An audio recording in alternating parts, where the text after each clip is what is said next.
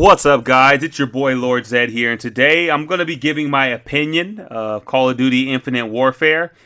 This past weekend, I got a chance to play the beta on PS4, and let me just say, it was amazing. Because it's the beta, some things are going to be unbalanced, the fake spawns, certain weapons are overpowered, etc., etc. But honestly, in terms of beta, this was to me the best Call of Duty beta I've played. So just to kind of give you an example of what I mean, the gun I'm using in this video is the NV4. So this is a fully automatic assault rifle, and has decent fire rate. The recoil is not too bad. It hits medium to long range, but this was one of those balanced guns that I know once the game comes out, if they don't tweak it too much, this might be my favorite gun. When I put a silencer on this thing, it was deadly. And I've seen a couple of other YouTubers, using the same class, the same gun.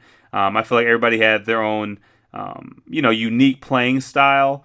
But overall, I think for close quarters, for medium, like I said, and long distance maps, and even though we only played, I think, 4 maps for the beta, I didn't feel like this gun was being overpowered by any other particular gun. I felt like I was pretty much in even gun battles the entire time. Next I used the R3K. That's a 3-round burst energy rifle. Let me just say that gun was trash.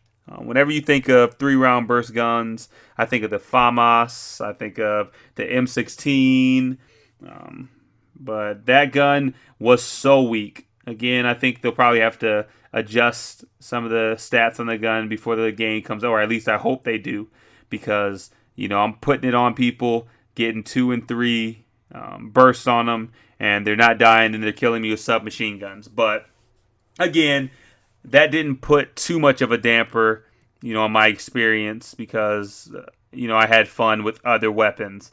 Another one of the assault rifles that I used was the K-Bar 32. And to me, other than the NV4, this was the best assault rifle.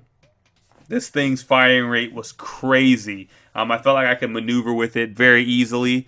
As far as the weight of the gun, how, lightweight they built it or created it, whatever you want to say.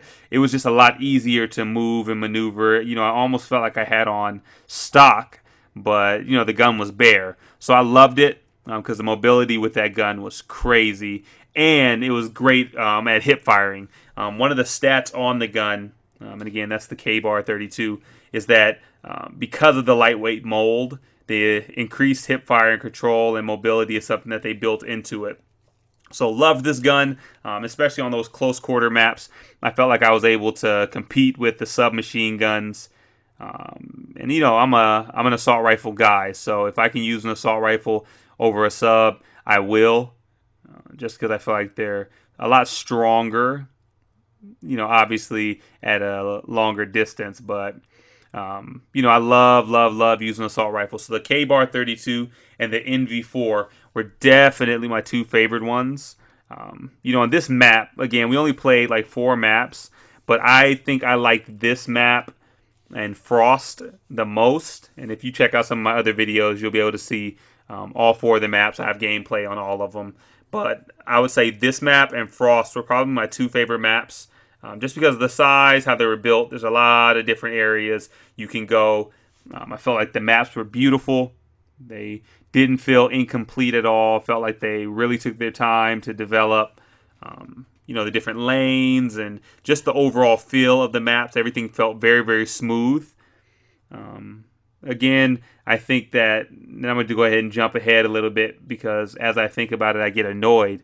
But just talking about things that need to be nerfed and things that are overpowered, man, the snipers, let me just say quickscoping is back. Unless they do some major nerfing for the actual launch, the sniper rifles are insane. Like, I cannot express to you how many times I got quickscoped in my face, point blank.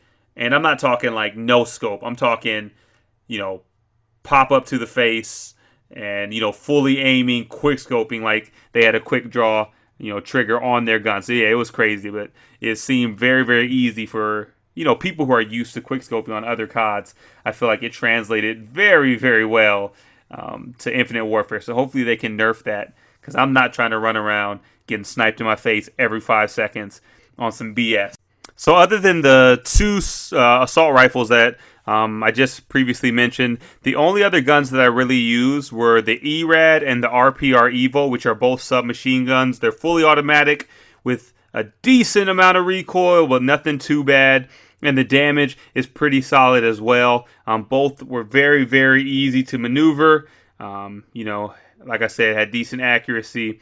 And I felt like on small or mid-sized maps, both the ERAD and the RPR Evo, will be able to handle business. The cool thing about the RPR Evo is that if you press triangle on the PS4, it has a assault rifle mode and pulls out like an assault rifle scope, so makes the distance on the gun even greater. But yeah, that's just my review. Love the game. I'm really, really looking forward to week number 2 this weekend. So hopefully I get to see you guys on, whether it's Xbox One or PS4. Hopefully you guys get to log on, enjoy some Infinite Warfare beta action, and yeah, hopefully I'll see you guys and talk to you soon. Make sure you hit that thumbs up button and subscribe to my channel for more content. Lord Zed out.